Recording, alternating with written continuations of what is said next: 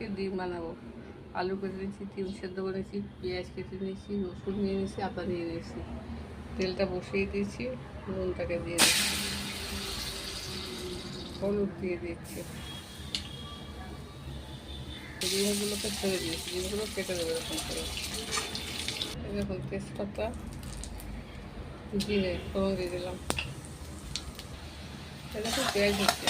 এবার আদা লঙ্কা রসুন দিয়ে দিলাম সেদ্ধ করে। দেখুন বৃষ্টি আসবে খুব জোর, কষা হচ্ছে, পেঁয়াজটা ভাজা হচ্ছে। এবার আমি আলুগুলোকে দিয়ে দিই।